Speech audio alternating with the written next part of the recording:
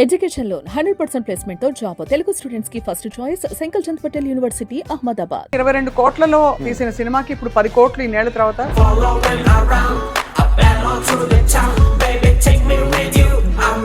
ఇన్ని సినిమాలు చేస్తే ఆ ఒక్క చిత్రానికి మీకు ఉండే కనెక్షన్ ఏంటి? లారెన్స్ గారు ఎందుకు మీకు ఆ పేరు పెట్టింది? లారెన్స్ గారు సినిమా కదా, అది సెంటిమెంట్ గా బాగుంటుంది.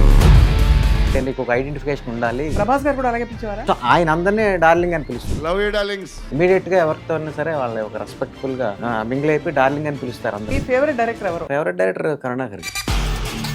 అండ్ నాకు గురువులా హీరో ఒక ఫైట్ చేసే సిచ్యువేషన్ వస్తుంది, కానీ ఫాదర్ వచ్చి ఆపుతాడు. అంటే ఒక ఐస్ ఉంటుంది, ఈ ఐస్ ని కొడుతూ ఉంటుంది. తను కూడా ట్రై చేశాడు అనుకో, ఎవరి దమ్ ఏంటో తెలిసిపోతుంది కదా. ఇప్పుడు రిషి దమ్ అంటే ప్రదర్శించేది కాదు, సిచ్యువేషన్ బట్టి అదే బయట. సో అప్పుడు హీరోయిన్ వచ్చి చెప్తుంది, దమ్మన్నది ప్రదర్శించేది కాదు, అవసరమైనప్పుడు అదే బయటకు వస్తుంది. మామూలుగా రెస్పాన్స్ కాదు. అందులో వచ్చే మలుపులు హ్యూమన్ ఎమోషన్స్ ఇంటరాక్షనే డార్లింగ్. డార్లింగ్.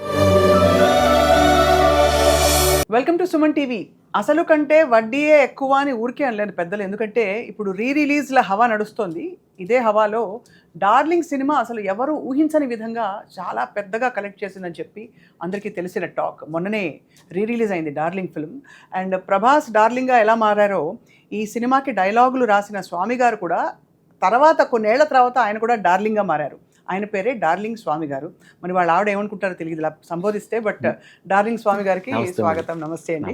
సో మీ పేరు you're known as darling Swamy కదా? Yes madam. Because of this one film మీరు ఇన్ని సినిమాలు చేస్తే ఆ ఒక్క చిత్రానికి మీకు ఉండే కనెక్షన్ ఏంటి? లారెన్స్ గారు ఎందుకు మీకు ఆ పేరు పెట్టారు? అదే డార్లింగ్ తర్వాత యాక్చువల్ ముందు నేను హ్యాపీ చేశాను, నెక్స్ట్ ఉల్లాసంగా ఉత్సాహం చేశాను కరుణాకర్ గారివి.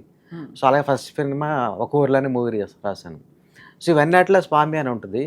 సో డార్లింగ్ మూవీ అది పెద్ద హిట్ అయింది. ఇంకా అక్కడి నుంచి అంటే లారెన్స్ గారు హిట్ సినిమా కదా, అది సెంటిమెంట్గా బాగుంటుంది, ఒకటి నెక్స్ట్ వేరే నీకు ఒక ఐడెంటిఫికేషన్ ఉండాలి అని చెప్పి ఆయన పెట్టారు. అప్పటి నుంచి ఇంకా అప్పటి నుంచి అదే నోటెడ్ అయింది అందరికి. సో అందరూ మిమ్మల్ని అలాగే పిలుస్తారు? అలాగే పిలుస్తారు. ప్రభాస్ గారు కూడా అలాగే పిలిచేవారా? అంటే అప్పుడు ఆ సినిమాకి ఆ పేరు లేదు కదా, అప్పుడు ఓన్లీ స్వామి అని. సో ఆయన అందరినీ డార్లింగ్ అని పిలుస్తారు. అదే అదే, ఎందుకంటే వెరీ నైస్ పర్సన్, అందరిని బాగా క్లోజ్గా ఇమీడియట్గా ఎవరితో సరే వాళ్ళు ఒక రెస్పెక్ట్ఫుల్గా మింగిల్ అయిపోయి డార్లింగ్ అని పిలుస్తారు అందరినీ. చాలా బాగుందండి మీ జర్నీ, చాలా మంచి ఎన్రిచ్డ్ జర్నీ.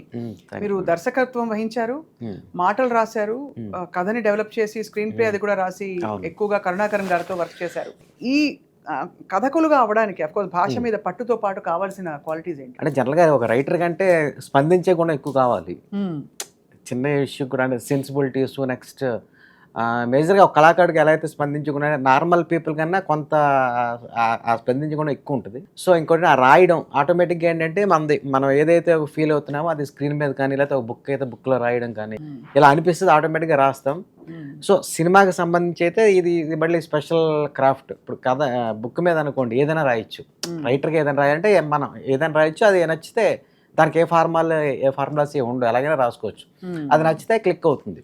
బట్ సినిమాకి వచ్చేప్పటికంటే ఈ ప్రీవియస్ మూవీస్ చూడడం, నెక్స్ట్ ఇంగ్లీష్ మూవీస్ అవి చూడడం, నెక్స్ట్ స్క్రీన్ ప్లే బుక్స్ అవి చదవడం, సో వీటి వల్ల మనకి కొంచెం వర్క్ నెక్స్ట్ వేరే సక్సెస్ఫుల్ డైరెక్టర్ల దగ్గర పనిచేయడం, దానివల్ల ఒక వర్క్ వచ్చి మనం కదలడం తెలుస్తుంది. సో అక్కడి నుంచి రైటర్గా మనం రాసి సక్సెస్ అయితే ఇంకా అక్కడి నుంచి మనం కంటిన్యూ అవుతాం. అందులో మీ రచన చాలా బాగుందని చెప్పి మీరు ఇటీవల ఒక పుస్తకాన్ని కూడా అవును ట్రాన్స్లేట్ చేశారు కదా? అది తమిళది. సుజాత అని ఒక రైటర్ ఉన్నారు, అదేంటంటే వాళ్ళ వైఫ్ పేరు అది. సో ఆయన గవర్నమెంట్ ఎంప్లాయ్, దానివల్ల అంటే వైఫ్ పెన్ పేరు పెట్టుకున్నారు, దాని పేరే స్క్రీన్ ప్లే.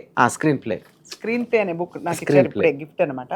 తప్పకుండా ఈ స్క్రీన్ ప్లేలో ఏమున్నాయండి ఇందులో? ఏంటంటే మేడం ఆయన సుజాత అని రైటర్ మన శంకర్ గారి దగ్గర వర్క్ చేసేవాళ్ళు రైటర్గా. అపరిచితుడు, నెక్స్ట్ జెంటిల్మెన్, ఒకే ఒక్కడు, సో ఇవన్నీ కూడా ఆ స్క్రీన్ ప్లే, ఆ కథ డైలాగ్స్ అవి ఆయన రాశారు ఆయన. సో ఆయన ఒక స్క్రీన్ ప్లే బుక్ ఉంటే బాగుంటుందని చెప్పి ఆయన ఒక 120 పేజెస్లో బుక్ రాశారు తమిళ్లో. సో తమిళ్ అంటే ప్రతి అసిస్టెంట్ డైరెక్టర్ దగ్గర మొత్తం అందరి దగ్గర ఆ బుక్ కూడా బాగా ఫేమస్. అంటే ఇప్పుడు సిద్ ఫీల్డ్, రాబర్ట్ మిక్కీ ఇలా వాళ్ళు ఏంటంటే ఒక 400 పేజెస్ అలా ఉంటాయి, ఇంగ్లీష్లో ఉన్నాయి. సో అవన్నీ చదవడం కష్టం కాబట్టి ఇదేంటంటే చాలా తక్కువలో ఈజీగా ఒక సినిమా కథ చేయడానికి, లేదా స్క్రీన్ ప్లే చేయడానికి, లేదా కథలో ఏం ఉండాలి, ఏం తీసాలి, వాటి కోసం ఆయన బుక్ రాశారు. సో ఇది ఎప్పుడో నేను మా డైరెక్టర్ కరుణాకర్ గారి దగ్గర చూసాను ఆ బుక్ తమిళ్లో. చూసి ఇది తెలుగులో ఎవరి దగ్గర లేదు, ఇది ఉంటే బాగుంటుందని చెప్పి మారుతి గారికి ఒకసారి చెప్తే ఆయన సరే మనం పబ్లిష్ చేద్దాం, ఇది అమ్మడానికి ఫైనాన్స్ డబ్బుల కోసం కాదు, ఇది మొత్తం అందరికీ ఇద్దాం కావాలంటే ఫ్రీగా అని చెప్పి అది నేను ట్రాన్స్లేట్ చేసి ఇంకోటి ఏంటంటే అది 8 times నేను రీరైట్ చేశా, సింపుల్గా ఉండి అందరికీ అర్థం కావాలని చెప్పి. అండ్ దీనికి 5 దర్శకులు దిగ్గజాలు దీనికి ముందు మాట రాశారు. ముందు మాట రాశారు. ఆ స్పెషల్ ఏంటంటే ఈ బుక్ ఇంకా చదవకుండానే ముందు రాశారు. సుకుమార్ గారు, అనిల్ రావుపూడి, అలాగే మన బుచ్చిబాబు, మారుతి గారు, కరుణాకర్ గారు, వీళ్ళందరూ అంటే ఆ సుజాత గారు మీద ఆ బుక్ వీళ్ళందరూ కూడా ఎప్పటికైనా చదవాలనుకున్న వాళ్ళు ఆ టైంలో. సో తెలుగులో లేదు. సో వీళ్ళు ముందే ఎగ్జాక్ట్ అయ్యి మేము రాస్తామని చెప్పి అందరూ ఒక 2-3 pages రాసి ఇవ్వడం. ఏ బుక్ అయినా ఒకటే ఉంటుంది ముందు మాట. దీనికి ఒక 6 ముందు పెట్టాం, అందరూ రాశారన్నమాట. ఆ తర్వాత నేను బుక్ ఇచ్చా అందరికీ. అంటే అంత ఫేమస్ అయిన రియల్లీ యూజ్ఫుల్ బుక్ ఇది. యూస్ఫుల్. తెలుగులో టెక్నిక్స్ బాగా మారిపోయాయి కదా అప్పటికిప్పటికి. మొత్తం సినిమా మేకింగ్ అసలు అవును అప్పుడున్న అంటే ఆ పందా మొత్తం మారిపోయిన ఇవాళ రోజుల్లో ఈ తరం వాళ్ళకి కూడా ఇది ఉపయోగపడుతుంది. Treasure to have. అంటే అది ఎలా అంటే ఇప్పుడు ఎన్ని కోట్ల మంది ఉంటే అన్ని స్క్రీన్ ప్లేలు ఉంటాయి సినిమాకి. ఇప్పుడు మీరు సినిమా తీసారు ఒకలా వస్తుంది, నేను తీస్తే ఒకలా, అదొక స్క్రీన్ ప్లే, ఇదొక స్క్రీన్ ప్లే. బట్ ఒక బేసిక్ ఒకటి ఉంటుంది కదా. అంటే ఇప్పుడు తెలుగు మనకి అక్షరాలు ఎలా అయితే ఉంటాయో అక్షరాలు ఖచ్చితంగా కావాలి మనం ఏం రాసినా సరే. సో అలా ఏంటంటే మినిమం అంటే ఒక బేసిక్ కథకు ఉండాల్సిన లక్షణాలు ఏంటి, ఏది పనికిరాదు, ఏది పనికి వస్తుంది, ఒక రియల్ లైఫ్లో ఏ ఇన్సిడెంట్ తీసుకుని ఒక కథ చేయొచ్చు, అలా ఒక క్లైమాక్స్ని ఎలా చేయొచ్చు, లేదా క్లైమాక్స్లో ఒకవేళ స్ట్రక్ అయితే ఆ ప్రాబ్లం ఎక్కడుంది దాన్ని మళ్ళీ ఒక ఫస్ట్ హాఫ్ బిగినింగ్లోనే ఎక్కడ కరెక్షన్ చేసుకోవచ్చు, ఇంటర్వల్ ఏ ఉండాలి అనేది సింపుల్ వే చేసి అంటే ఒక చదువుకోని వాళ్ళకి కూడా, ఎవరి దగ్గర పని చేయని వాళ్ళకి కూడా ఒక కథని పర్ఫెక్ట్గా ఎలా చేయాలి అన్న దాని మీద ఉంటుంది ఈ బుక్. సో కాబట్టి బేసికల్గా ఇది ఎవరికైనా ఒకసారి ఖచ్చితంగా చదవాలి, ఇది చదవాల్సిందే. ముగ్గురు అందులో ముందు మాట రాసిన వాళ్ళందరూ మళ్ళీ వేరు మళ్ళీ వాళ్ళ స్క్రీన్ ప్లే ఎలా ఉంటుందో ఒక 2-3 pagesలో వాళ్ళు చెప్పారు అందులో కూడా. నెక్స్ట్ ఒక హీరోకి హెడ్లైన్స్ ఎలా పెట్టాలి. ఇంతకీ మీ ఫేవరెట్ డైరెక్టర్ ఎవరు? నాకు ఫేవరెట్ డైరెక్టర్ కరుణాకర్ గారు. అదే నాకు లైక్ ఆయన నాకు గురువులా. అవును, అంటే అఫ్ కోర్స్ ఆ బంధం వేరు. అవును, బట్ టెక్నిక్ పరంగా స్క్రీన్ ప్లే పరంగా చూస్తే కూడా కరుణాకర్ గారు టెక్నికల్గా అంటే జనరల్గా మనం రాజమౌళి గారిని ఇష్టపడుతుంది టెక్నికల్గా. నెక్స్ట్ ఆర్జీవి గారు ఒకళ్ళు, ఆయన అన్నీ నాకు కథ ఎలా ఉన్నా సరే ఆయన సినిమా చూస్తా. ఆయన ఆ ఫ్రేమింగే నాకు బాగా ఇష్టం. ఆయన ఫ్రేమింగే మొత్తం అంతా, కథ ఉన్నా లేకపోయినా రియల్ డైరెక్టర్ ఆయన. డైలాగ్స్ ఏం అవసరం లేదు, ఒక షార్ట్ పెడితే మొత్తం అంతా అర్థమవుతుంది, మూడ్ వచ్చేస్తుంది అంతే. ఒక మూడ్ వస్తుంది. బయట ఆడియన్స్ కూడా ఏంటంటే ఒక ఫీలింగ్, ఒక సినిమా తీయాలరా బాబు మనం కూడా రైటర్ అవ్వాలన్న ఫీలింగ్ వచ్చేస్తుంది. అవును, కరెక్ట్. సో రైటింగ్ పరంగా అయితే త్రివిక్రమ్ గారు ఇష్టం నాకు బాగా. అందరూ అంటే చాలా రిచ్ బ్యాక్గ్రౌండ్ తో వచ్చిన వాళ్ళు. కరెక్ట్. వాళ్ళ కాంట్రిబ్యూషన్ కూడా, ఒకళ్ళు సెంటిమెంట్ తీసుకొచ్చారు, ఒకళ్ళు టెక్నిక్ తీసుకొచ్చారు. అలా ఒక్కొక్కళ్ళు ఒక్కొక్క విషయం తీసుకొచ్చి కొత్త విషయాన్ని ఇంట్రొడ్యూస్ చేశారు. ఇప్పుడు మా కరుణాకర్ గారు ఏంటంటే ఆయన ఒక లవ్ అవ్వచ్చు, లేకపోతే ఏదైనా సరే ఒక పొయిటిక్ సెన్స్లో తీస్తారు ఆయన సినిమా, ఏ సినిమా అయినా సరే. అంటే ఇప్పుడు మీరు డార్లింగ్ సినిమా చూస్తే, ఇప్పుడు మన వెళ్ళాం థియేటర్కి రిలీజ్లో, థియేటర్లో ప్రతి ఫ్రేమ్ కూడా ఒక పొయిటిక్ సెన్స్ తోటి ప్రతి ఫ్రేమ్లో ఒక లవ్ కనబడుతుంది. ఆ కాస్ట్యూమ్స్ అవ్వచ్చు, ఏదైనా వాట్ ఎవర్, ప్రతి దానికి అంతే కేకలు, డైలాగ్స్కి కేకలు, పాటలకి కేకలు, అన్నిటికి కేకలు. 16 years తర్వాత వచ్చినా సరే అద్భుతంగా. అంటే ఆ మేకింగ్ స్టైల్ కూడా, ఆ పొయిటిక్ సెన్స్, నెక్స్ట్ ఆ ఎమోషన్స్, నెక్స్ట్ ఎస్థెటిక్ వాల్యూస్. కానీ ఆశ్చర్యం ఏంటంటే డార్లింగ్ ప్రభాస్ తర్వాత బాహుబలి ప్రభాస్ ని కూడా చూసారు అందరూ. అవును. సాహో ప్రభాస్ ని కూడా చూసారు. అవును. కానీ అయినా మళ్ళీ డార్లింగ్ తిరిగి వచ్చాక ఆ కైండ్ ఆఫ్ ప్రభాస్ ని అందరూ ఇష్టపడి మళ్ళీ మనసుకు హత్తుకున్నారు. అది ఏమైందంటే నేను అదే అబ్జర్వ్ చేశాను. ఈ జంజీ గిట్స్ ఉంటారు కదా, వాళ్ళు ఈ డార్లింగ్ మూవీ వచ్చినప్పుడు ఏంటంటే ఒక 9th class 8th class అలా మామూలు ఫాదర్ పేరెంట్స్తో వెళ్ళడం, లేకపోతే ఓటీటీలో చూడడం అలా చూసారు. బట్ థియేటర్లో రియల్గా ఆ యంగ్ స్టేజ్లో ఉన్న ప్రభాస్ని వాళ్ళు చూడలేదు. సో అది ఇప్పుడు చూసేప్పటికీ వాళ్ళు ఇదేంటి ప్రభాస్ అసలు పర్ఫార్మెన్స్ కూడా, అందులో ఎక్కువ పర్ఫార్మెన్స్ చాలా బాగా చేశారు, ఒక లవర్ బాయ్ లాగా. సో దానివల్ల ఏంటంటే అందరికి బాగా ఎక్కింది. అవును, అంటే ప్రతి వాళ్ళు ప్రిపేర్ అయ్యి అక్కడికి వచ్చి మరి డాన్స్లు వేస్తున్నారు. 2010లో అంటే మనకి దాదాపు 16 ఏళ్ల క్రితం. సో నేను అదే చూసాను అప్పటికిప్పటికే.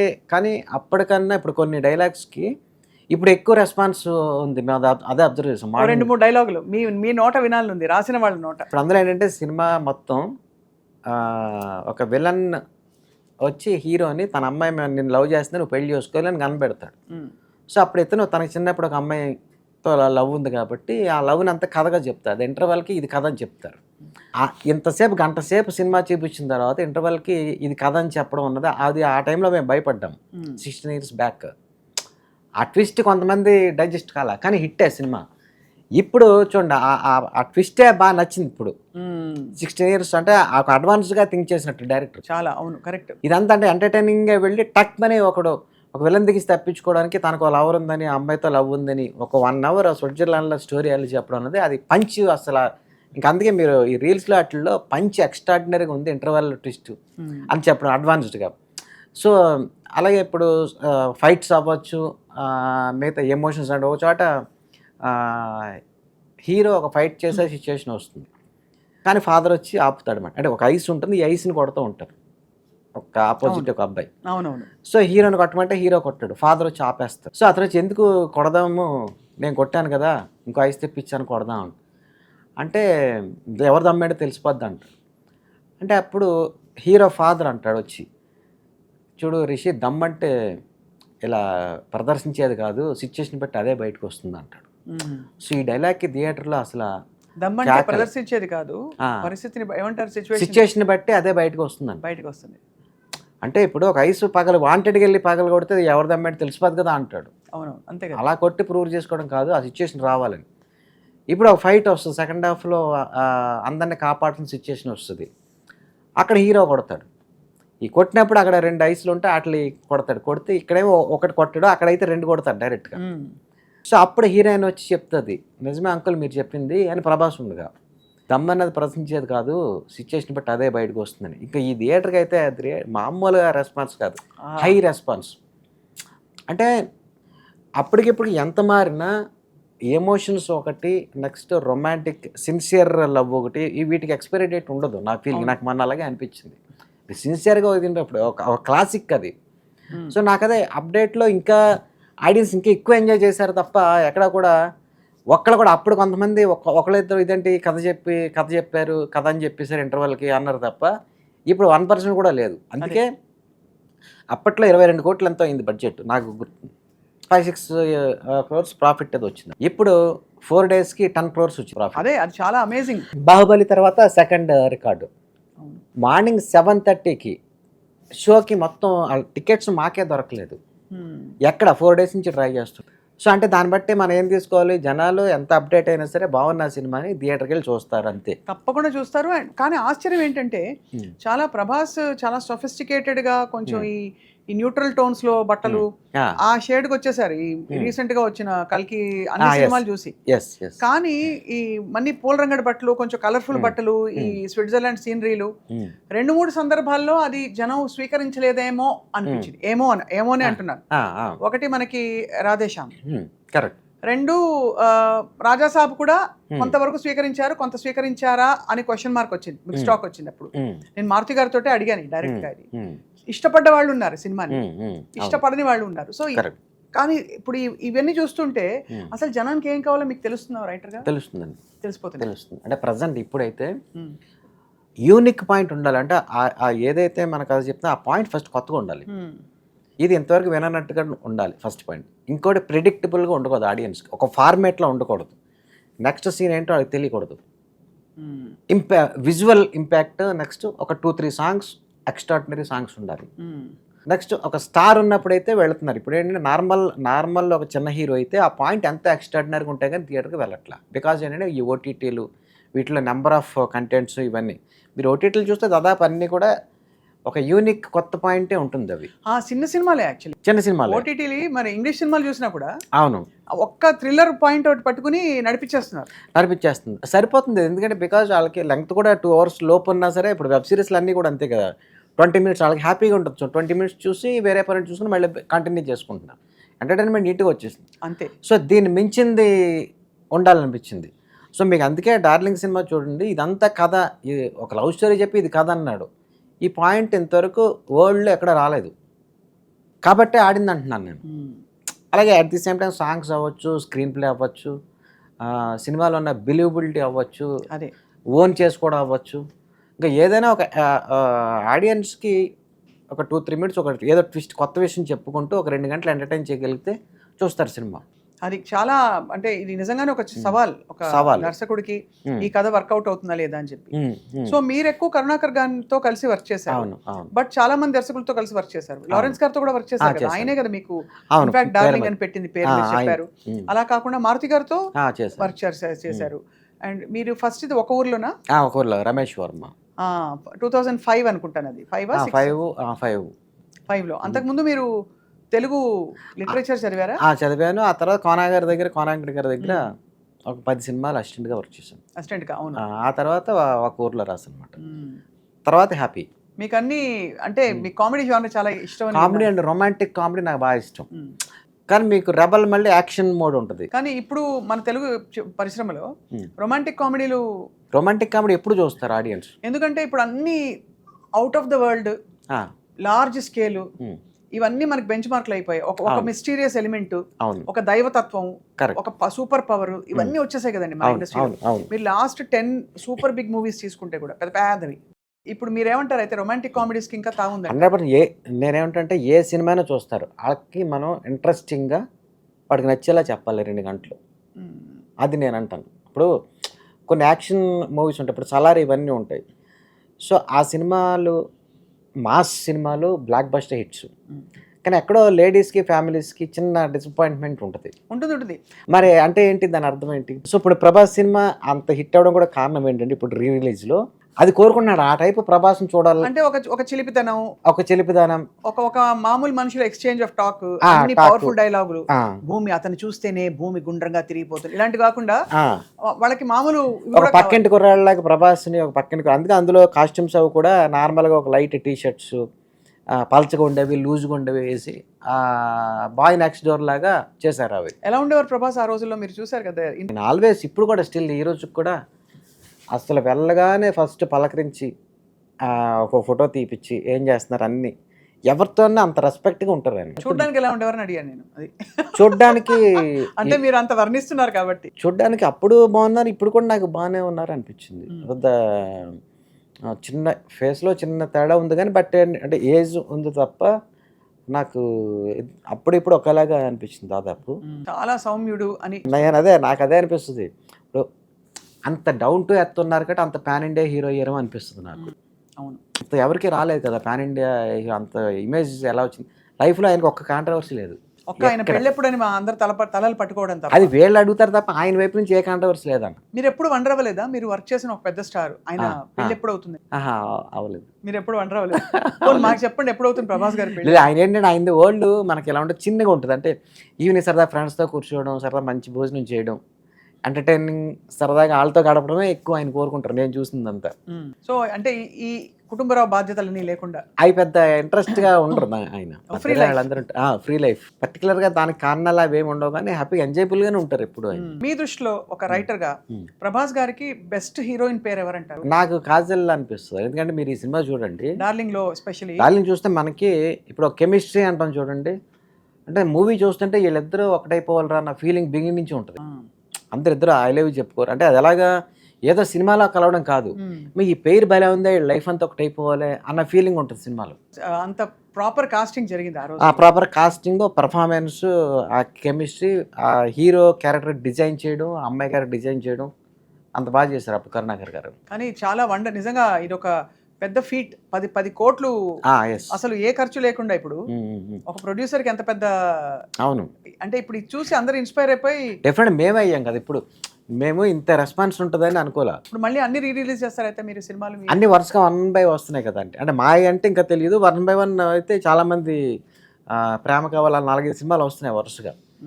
బట్ ఏంటంటే నాకు మేము ఆ రోజు చూసాం కదా, రెస్పాన్స్ పీక్ రెస్పాన్స్.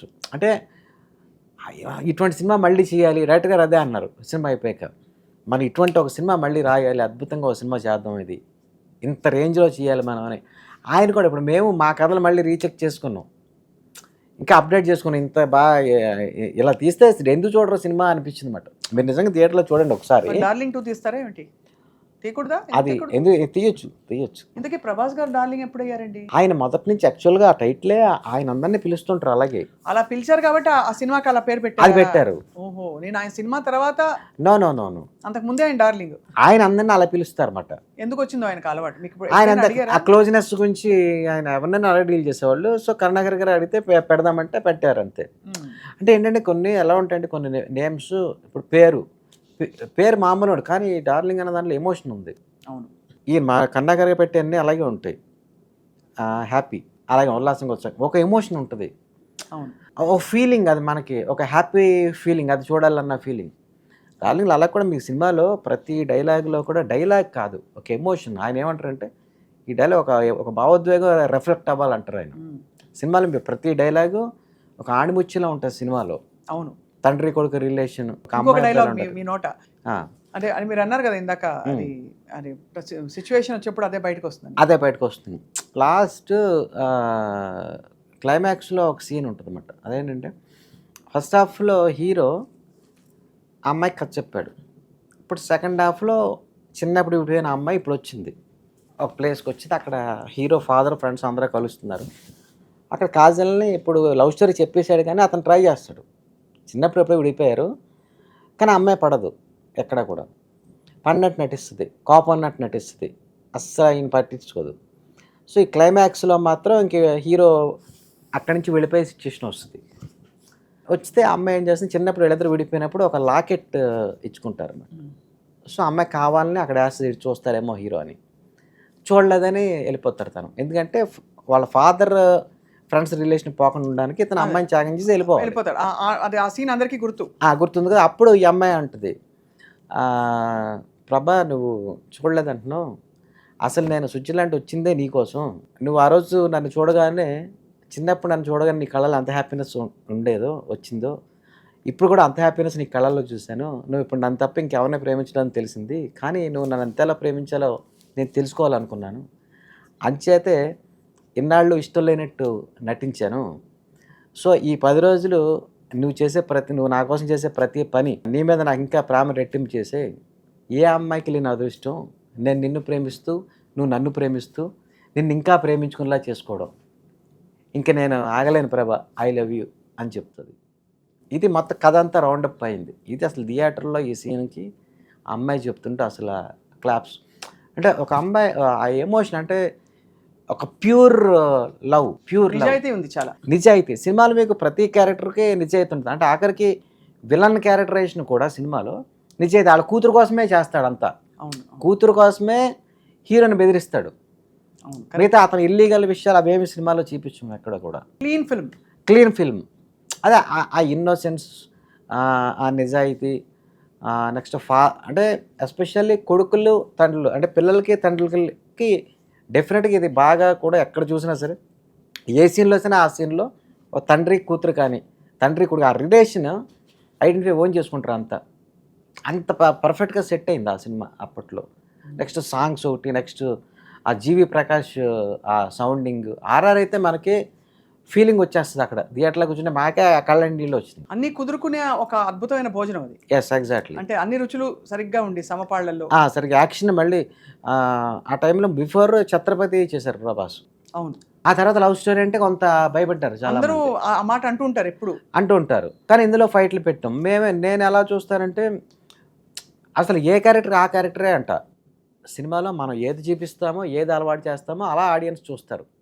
ఇప్పుడు ఇది ఒక స్నేహానికి ప్రేమకి మధ్యన కాన్ఫ్లిక్ట్ వచ్చే సినిమా ఇది.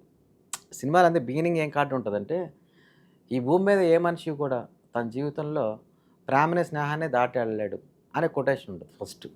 సో ఫ్రెండ్స్ అంతా కలిపి ఓల్డ్ ఫ్రెండ్స్ అంతా మీట్ అవుతారు. అందరూ ఇద్దరు ఫ్రెండ్స్, కొడుకు కూతురు వెళ్ళిద్దరు, హీరో హీరోయిన్ చిన్నప్పుడు. అంతే కదా. లైఫ్లో మళ్ళీ కలవాలనుకుంటారు, ప్రతి సంవత్సరం లేదా 5 years ఒకసారి కలవాలనుకుంటారు. అప్పుడు విడిపోయిన ఒక అమ్మాయి అబ్బాయి వీళ్ళిద్దరూ మళ్ళీ ఫ్యూచర్లో ఎలా కలిసి పెళ్లి చేసుకున్నారు అన్నది కథ. ఈ కథ చెప్పడం అన్న దాని మీద ఇంటర్వల్ చాలామంది ఆ టైంలో భయపడ్డారు అన్నమాట. అంటే కథ చెప్తే ఎలా ఉంటుంది అన్న దాని మీద. సో అప్పుడు దానికి మనకంటూ ఒక ఆన్సర్ ఉండాలి కదా. కథ చెప్పడం అన్నది ఈ మిగతా వాళ్ళందరూ హీరోతో సహా అందరూ ఆ డౌట్ చెప్పారు, ఎంతసేపు మనం ఆడియన్స్ని కథ చేసినట్టు ఉంటుందేమో అని. కానీ అప్పుడు మనకు ఒక ఆన్సర్ ఉండాలి కదా. సో అప్పుడు మేమేమంటున్నాం అంటే ఎస్పెషల్లీ నేను దానికి ఒక లైన్ ఏదో బేస్ మనకు ఒక బ్యాక్ బోన్లో స్ట్రాంగ్గా లేకపోతే అది స్క్రీన్ ప్లే చేయలేం. సో అప్పుడు నేను ఏమంటున్నానంటే ఒక అమ్మాయిని కల్లో దక్కించుకోవడం తేలిక, రియల్గా దక్కించుకోవడం చాలా కష్టం అన్నది పెట్టుకొని చేసా ఆ కథ. నెక్స్ట్ ఈ కథ చెప్పడం దగ్గరకు వస్తే డైరెక్టర్ గారు అప్పుడు ఏమన్నారంటే, ఇప్పుడు కథ ప్రొడ్యూసర్కి చెప్తాం, కథ హీరోకి చెప్తాం, హీరోయిన్ చెప్తాం, ఈసారి ఆడియన్స్కి చెప్దాం అన్నారు ఆయన. సినిమాలో అంటే సినిమాలో కథ చెప్దాం అంటే కథ చెప్పడం జనరల్గా అందరికీ అంటే మన చిన్నప్పుడు మన అమ్మమ్మలు అవ్వచ్చు, మన అమ్మ అవ్వచ్చు, వీళ్ళ చందమని చూపించి కథలు చెప్పడం, ఈ కథలు చెప్పడం వల్ల అందరికీ కథలు చెప్పడం ఇంట్రెస్ట్ ఉంటుంది. అవును, జనరల్గా మేము చూస్తాం కదా, ఆఫీస్ బాయ్ దగ్గర కూడా ఏదో కథ ఉంటుంది. ఇక్కడ ఒక కథ రైటర్ అవ్వాలనుకుంటాడు, వాడు ఒక కథ చెప్తాడు. ఇప్పుడు నేను ఈ బుక్ రాయడం కూడా ఆఫీస్ బాయ్ నుంచి మొత్తం అందరికీ ఈ బుక్ అందాలని చెప్పి రాసాం. నేను ఈ స్క్రీన్ ప్లే బుక్ ఏదైనా ఆఫీస్కి వెళ్ళినప్పుడు అన్న నాకు బుక్ ఇయ్యి అన్న అంటే నేను చాలామందికి ఫ్రీగా ఇచ్చా ఈ బుక్. అంటే నిజంగానే ఆ కథ చెప్పడంలోనే ఆర్ట్ అంతా. ఎందుకంటే మీరు చెప్పినట్టు ఫ్రెండ్స్ విడిపోయారు, కలుసుకుంటారు 5 ఏళ్ళకి ఒకసారి, తర్వాత ఎలా అండి సింపుల్ గా ఉంది. అవును, అందులో వచ్చే మలుపులు, హ్యూమన్ ఎమోషన్స్, ఇంటరాక్షనే డార్లింగ్. కానీ 22 కోట్లలో తీసిన సినిమాకి ఇప్పుడు 10 కోట్లు ఈ నేళ్ల తర్వాత 10 కోట్లు వసూలు చేసిందంటే మరి మీ అందరికి వాటా ఉంది అందులో లేదా? మాకుండదు. మీకుండదు. ప్రొడ్యూసర్ గారు విని తిట్టుకుంటారేమో నన్ను, ఇప్పుడు అన్ని కొత్త ఐడియాలు ఇస్తుందని. అలాగా అంటే మా అంతర్యం ఏంటంటే ఆ సక్సెస్ ని మీరు కూడా పంచుకుంటున్నారు కదా అని, హ్యాపీ మూమెంట్స్ ని పంచుకుంటున్నారు. అంతే, ఉల్లాసంగా ఉత్సాహంగా హ్యాపీని అంతే. డబ్బు డైరెక్టర్ గారు మాత్రం మనం సినిమా మాత్రం ఇన్వెస్ట్ వెంటనే చేయాలన్నారు. ఇప్పుడు నెక్స్ట్ మరి తీస్తున్నారా మీరు, కరుణాకర్ గారు టీమ్ అప్? ఆయన ఇప్పుడు వేరే సినిమా ఒకటి చేస్తున్నారు, బెల్లంకొండ సురేష్ గారు వాళ్ళ చిన్న అబ్బాయితో సినిమా చేస్తున్నారు. అది అయిపోయాక చేస్తాం మళ్ళీ. ఇప్పుడు నెక్స్ట్ అయితే మీరు వేరే సినిమా ఏం చేస్తున్నారు? నేను ఇప్పుడు ఒకటే మారుతి గారి స్క్రిప్ట్ ఒకటి చేస్తున్నాను, అది హీరో ఫైనల్ అవుతుంది 4-5 రోజుల్లో. హీరోవా? నెక్స్ట్ కన్నడ శివరాజ్ కుమార్ గారి సినిమా ఒకటి స్క్రీన్ ప్లే డైలాగ్స్ రాస్తుంది. సూపర్. అది May, June స్టార్ట్. కన్నడ మాట్లాడతారా నీకు? నో, నాకు తెలుగే వచ్చు. ఓ, కన్నడ శివరాజ్ కుమార్ గారి తెలుగు సినిమా. నేను తెలుగు రాస్తున్నాను, వాళ్ళు కన్నడ మార్చుకుంటారు. ఓకే. నేను వల్లభై మందార అని ఒక మూవీ కూడా అలాగే రాశాను కన్నడలో, అది హిట్ అయింది. సో తర్వాత ఇప్పుడు మళ్ళీ రాస్తున్నాను. మారుతి గారిది ఈ 2 జరుగుతున్నాయి. మీరు చాలా కీలక పాత్ర అండి సినిమాల్లో. తప్పకుండా మీకు ఇంకా మరింతగా అసలు మా భాషలో చెప్పాలంటే దారుణంగా గుర్తింపు రావాలని కోరుకుంటున్నాను. అర్థమేంటుంది మేము చెప్పేది? అర్థమైంది. గుర్తింపు రావాలి. అండ్ మీరు అంటే చాలా వాల్యుబుల్ కాంట్రిబ్యూషన్. కథని జస్ట్ ఒక రా ఫామ్ లో ఉన్నది డెవలప్ చేయగలగడం, కరెక్ట్ గా పరిస్థితికి అదే డైలాగులు రాయడం.